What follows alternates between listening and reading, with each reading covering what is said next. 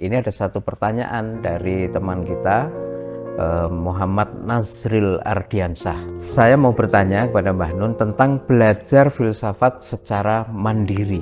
Nah, itu kira-kira bagaimanakah?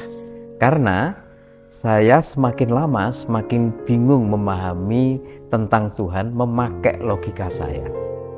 Ya, ini pertanyaan ini mencerminkan bahwa Anda disposisi, jadi berada pada posisi yang tidak tepat melihat diri Anda, hidup Anda, dan Tuhan. Gitu. Kita itu bagian dari Tuhan, terus kita dikasih logika, dan logika itu hanya bagian sangat kecil dari logika Tuhan. Terus mau kita pakai untuk memahami sumbernya, kan tidak bisa. Kan gitu. Jadi Anda mendekati Tuhan dengan logika terhadap ciptaan Allah, dengan ciptaan-ciptaan, tapi jangan dengan Tuhan. Jangan kepada Tuhan Anda pakai logika. Artinya tidak mencukupi. Wong Anda itu memahami rasa manis saja nggak bisa. Apa tuh manis itu? Filsafat adalah induk segala ilmu. Sekarang jawab secara ilmu atau secara filsafat. Manis itu apa? Legi itu apa? Asin itu apa? Seseorang merasakan asin kan karena dikasih tahu ibunya, bapaknya itu asin gitu kan. Ketika asin itu datang ke kita secara orisinal kan kita tidak menyebutnya asin, dan ide asin itu kan dari Allah. Ide manis itu dari Allah. Itu aja ajaib kan. Jadi itu aja nggak logis. Itu pun asin atau manis itu pun tidak berdasarkan barang yang kita kenyam atau kita makan, tapi berdasarkan juga alat yang kita pakai, receivernya gitu. Nggak hanya servernya tapi receivernya kan gitu. Manis kayak apapun kalau lidah Anda tidak bisa merasakan manis, bau kayak apapun kalau Anda kena COVID kan enggak anosmia kan gitu. Jadi ini cara berpikir Anda ini bisa menjadi COVID untuk hidup Anda ini. Memahami Tuhan secara logika. Emang siapa kita ini kok memahami Tuhan? Tafakkaru fi khalqillah wala tatafakkaru fi dzatillah. Jadi pikirkanlah, logikakan, rasionalkan pemahamanmu segala macam tentang ciptaan Allah. Tapi jangan menghadapi Allah atau melihat Allah, menilai Allah, menimbulkan Allah dengan logikamu atau dengan. Karena puncak pengetahuan filsafat adalah ketidaktahuan. Jangan dipikir Anda belajar filsafat, mau kuliah, mau mandiri, mau apapun, terus puncaknya pengetahuan. Enggak. Puncak pengetahuan adalah ketidaktahuan. Puncak pengetahuan adalah kesadaran bahwa kita tidak mengerti. Orang tuh enggak bisa memahami yang saya ngomongkan manis, asin aja orang enggak bisa kok. Kamu pikir siapa yang punya ide asin itu dulu? Kok manusia dikasih ide asin, ini mambu, ini badek, iki apa jenenge? Iki apa liyane cara Jawa ya? Badek, kecut apa prengus, prengus segala macam. Kalau Jawa kan macam-macam. Pengalaman rasanya itu ya. Itu aja kita tidak paham. Kalau kita Tuhan dulu kan kita menciptakannya tidak kayak gini. Itu aja bagaimana logikanya? Kok Tuhan bisa loh punya ide mengenai manis? Kok Tuhan tuh punya ide mengenai bikin makhluk, ada yang melata kayak ular, ada yang lari kayak kijang, ada yang berdiri kayak manusia, ada yang terbang kayak burung. Itu kok punya ide itu loh, Allah itu. Itu loh. Nggak logis bagi saya. Sebab kalau saya jadi Tuhan, saya nggak punya ide sampai seperti itu. Saya susah menjelaskannya karena ini bukan wilayah filsafat. Jadi kalau Anda menghadapi hidup ini dengan filsafat, Anda membuka pintu-pintu penderitaan. Oleh karena itu, yang ditawarkan oleh Islam bukanlah pemahaman terhadap Allah, tapi pemahaman dan apresiasi dan cinta kasih kepada ciptaan Allah. Itu. Nah, di situ nanti terrefleksikan hakikat Allah itu. Tapi bukan Allah itu sendiri. Jadi bayangan Allah itu akan muncul di mana-mana. Tapi it's not Allah himself itu. Bukan Allah itu sendiri, tapi bayangan-bayangan Allah, ayang-ayang kalau bahasa Jawa. Jadi menurut saya jangan berjalan di situ kalau saya. Jangan berjalan mempelajari filsafat untuk menemukan Allah. Ya ndak logis babar pisan. Kamu jadi kamu itu gimana? Siapa yang menciptakan, siapa namanya itu? Nasril Ardiansah, Muhammad Nasril Ardiansah. Ya, Nasril. Nazril menjadi Azil, Nazril itu aja kan, itu kan misteri yang tidak logis, luar biasa. Kamu lahir misalnya tanggal sekian, tahun sekian itu ya. Kalau dikejar lagi, loh, kamu kan tidak lahir karena bapak ibumu tidak kawin. Jadi sebenarnya kamu itu hakikatnya lahir itu ketika bapak ibumu kawin. Itu kan? Ya. Betul enggak? Ya. Kalau bapak ibu tidak kawin, kamu tidak lahir dari itu, betul enggak? Jadi hakiki ya, hakiki kamu lahirnya itu ketika bapak ibunya kawin. Ketika itulah kamu ada kans untuk lahir. Ternyata bapak ibunya juga kawin, itu kan mereka sendiri itu tidak ada kalau tidak karena kakeknya, neneknya, buyutnya, dan semua leluhur-leluhurnya. Jadi sesungguhnya kelahiran kita itu kelahiran berujung di Allah itu sendiri kan gitu. Jadi kalau mau berfilsafat ayo wes. Tapi Anda pusing sendiri karena Anda jadi silakan mengembara, silakan mengeksplorasi seluruhnya itu, tapi jangan terus datang dengan perjanjian kepada dirimu bahwa saya harus paham secara logika. Bagaimana? Wong kamu itu logika fisik aja Anda bisa kok. Rambutnya Nazril ini apa keriting, apa lurus, apa ikal atau apa? Bagaimana logikanya kok Nazril rambutnya begitu sementara tetangganya enggak, temannya tidak gitu. Itu gimana? Itu gimana? Logikanya bagaimana itu? Tuh. Saya tiap hari itu tidak paham pada diri saya kok. Kok bisa ya? Jantung saya ini bergerak terus, berdenyut terus, berdetak terus, di luar kendali saya. 100%. Ya. 100% saya tidak bisa mengendalikan. Saya nyuruh dia berdetak tidak bisa, saya menghentikan dia berdetak juga tidak bisa, kecuali saya bunuh diri kan gitu. Itu kan sebagai sebuah penciptaan kan misterius itu, tidak logis itu. Tidak logis. Kok Allah punya ide gitu loh. Kok Allah itu punya ide seperti itu. Jadi kalau Anda terbiasa dengan kreativitas, Anda kagum, terpesona kepada seluruh ciptaan Allah ini, dan itu sudah cukup. Itu, maka hasilnya adalah ketakjuban kepada Allah. Tapi Anda tidak perlu melihat Allah sendiri sampai Allah mengatakan seolah-olah engkau melihat aku. Kalau engkau tidak bisa melihat aku, percayalah bahwa aku melihatmu kan gitu. Itu karena batas hakikat manusia seperti itu. Jadi jangan Allah kamu pegang dengan logikamu. Wong logikanya bikin Allah. Wong Allah itu maha hantu, maha siluman. Misalnya kamu sekarang punya logika terus ini irasional ini Allah itu begini. Ya. Terus nanti tiba-tiba Allah merubah logikamu, batal.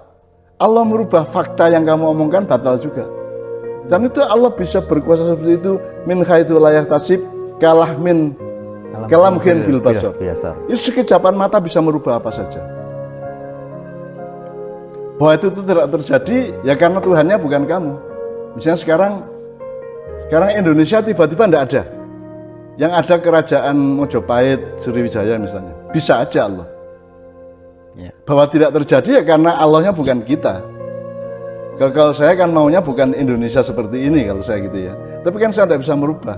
Allah bisa. Allah bisa kalamhin bil basar, sekejapan mata tadi itu. Bisa merubah. Misalnya gini, ini Helmi gitu ya. Itu kan untuk mengetahui bahwa ini Helmi secara filsafat ya.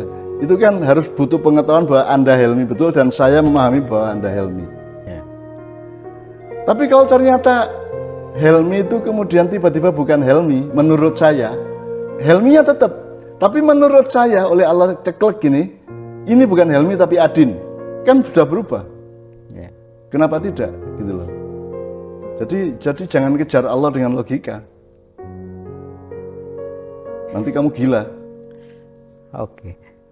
Dari pertanyaan Nazril ini, barangkali paralel juga dengan ini. Mbah Nun kan sering bertanya atau mungkin lebih tepat tuh mengkritik. Kalian lihat wajah Anda di cermin aja harusnya kan bersyukur. Melihat gigi Anda tidak tumbuh ke bawah itu bersyukur. Nah, ini kalau saya tarik ke agak dalam konteks pertanyaan Mas Nazril ini kan begini. kita tidak mungkin dan tidak logis seperti yang tadi Mbak Nun sudah sampaikan mengcapture Allah secara definitif, objektif, memahami zatnya. Tetapi uniknya di sisi lain Allah itu menebarkan jejak-jejaknya di alam semesta, di ciptaan, ayang-ayangnya tadi. Tapi terhadap ayang-ayang tadi itu melihat macam-macam fenomena itu tidak serta-merta atau tidak kontan kita itu connect gitu ya. Gini nah itu ya, ada apa sebenarnya Mbak? Jadi kalau Anda pakai torikot filsafat, kan Anda terbentur kepada pernyataan endingnya pokoknya laisa kamitslihi syai'un. Allah tidak seperti apapun yang kamu rumuskan, yang pernah kamu ketahui, kamu lihat atau kamu apa. Allah tidak seperti apapun. Walam yakullahu kufuwan ahad. Nah, sudah Anda berhenti di situ dan Anda tidak perlu membantah itu karena batas Anda di situ gitu. Makanya kepada Allah itu bukan memahami Allahnya, tapi memahami polsenya, memahami kasih sayangnya, memahami keputusannya, kemauannya, kehendaknya dan seterusnya gitu. Orang Jawa mengatakan tan kino yo ngopo tan kino kinro. Allah itu tidak seperti apapun dan tidak bisa dikira-kira. Al-Quran mengatakan laisa kamitslihi syai'un. Allah itu tidak seperti apapun. Jadi Nazril ini mau merumuskan kayak apapun, logis apa tidak logis menurut dia, itu tetap bukan Allah. Apapun hasil pemikiran dia, tidak. Mau iya mau tidak, itu tetap semua bukan Allah. Pokoknya Allah itu bukan seperti yang kamu kira-kira, kamu rumuskan, kamu fahami atau apapun. Andaikan kamu mendapatkan rumusan logis, oh Allah itu begini-gini, yaitu perilakunya, sifat-sifatnya 99, 146 dan 30 segala macam itu kan gejala-gejalanya, indikator-indikator kehadiran Allah, tapi bukan Allahnya, kan gitu. Jadi kalau Allahnya nggak usah dicari, kamu tidak akan bisa mencari karena Rasulullah sendiri mengatakan pokoknya kalau kamu menyimpulkan apa mengenai Allah itu bukan. Jangankan Allah, akhirat aja enggak. Akhirat aja kita nggak bisa menyimpulkan. Coba sekarang Anda breakdown, bikin satu sistem atau bikin desain kehidupan akhirat coba dengan imajinasi filsafat. Apakah di surga itu nanti ada orang lahir, terus kita hidup sama kakek kita, sama ibu kita, kan gitu. Terus apa kita punya rumah dan punya tetangga, terus ada RT, RW, RK, ada kampung. Apakah kita perlu kerja, ataukah kita tinggal makan?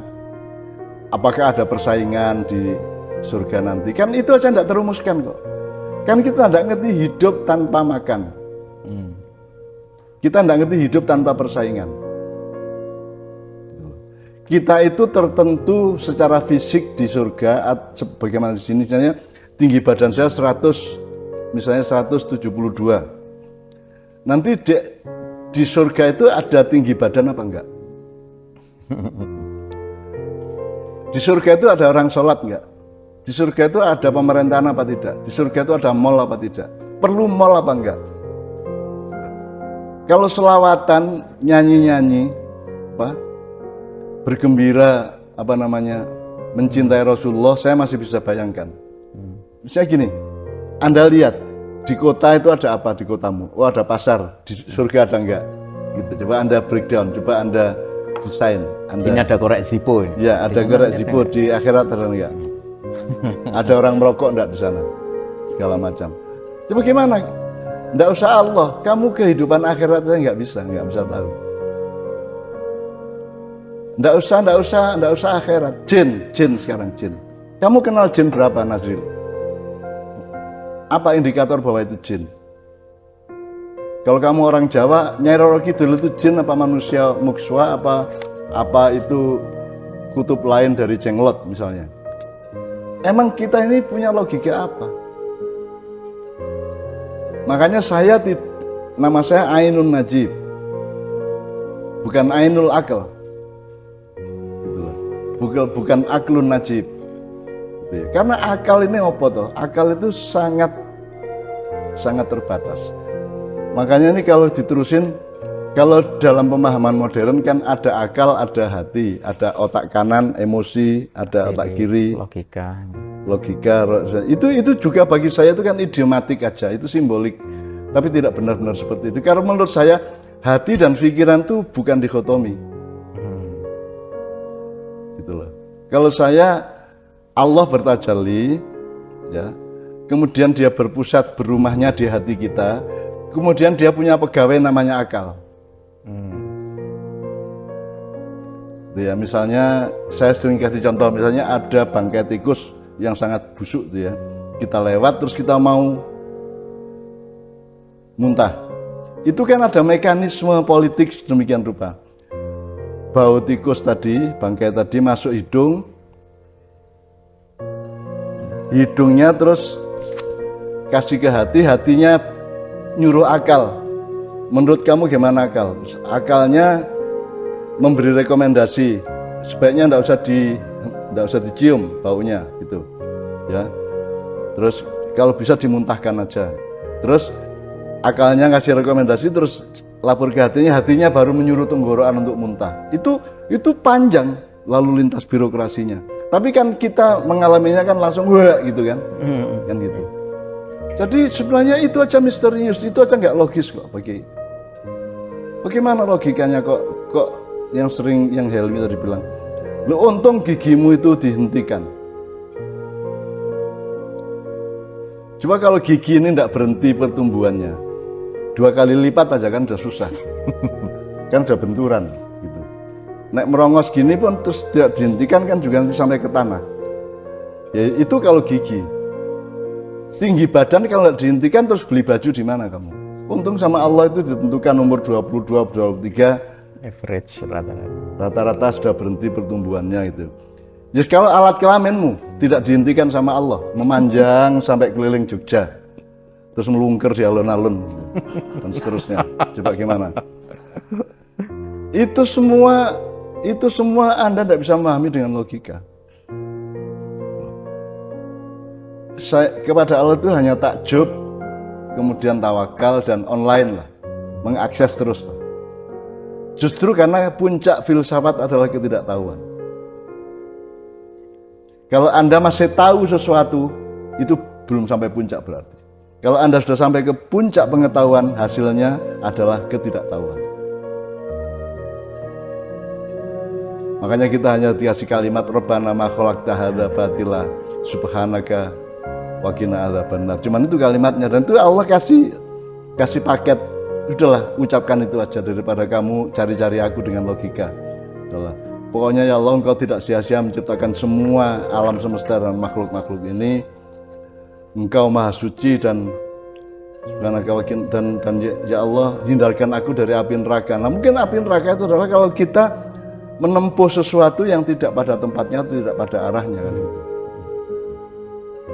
Kan Allah jelas walam yakullahu kufuwan ahad. Kamu mau logis kayak apapun, puncak logikamu adalah tidak logis. Kamu mau tahu kayak apapun, puncak pengetahuanmu adalah ketidaktahuan. Seluruh saya menulis sampai hampir 100 buku itu kan semua itu kan hasil ketidaktahuan saya. Maka saya menulis karena saya tidak tahu. Kalau orang modern kan karena saya tahu maka saya menulis. Enggak. Saya menulis karena saya tidak tahu, maka saya mencari. Di tengah mencari itu saya catat pencariannya kan gitu. Itu aja udah beda kok. Itu antar kita loh, belum lagi sama Allah. Jadi menurut saya Mas Nazril, Anda sangat menarik dengan pertanyaan Anda ini, tapi menurut saya mudah-mudahan Allah mengizinkan untuk sampai kepada batas di mana Anda akan mengatakan Rabbana ma khalaqta hadza batila subhanaka wa qina adzabannar. Sebelumnya Anda akan menemukan walam yakullahu kufuwan ahad, atau laisa kamitslihi syai'un. Allah itu tidak seperti apapun yang bisa dirumuskan oleh logika. Tidak seperti apapun. Itu semuanya bayang-bayang aja. Ya, oke.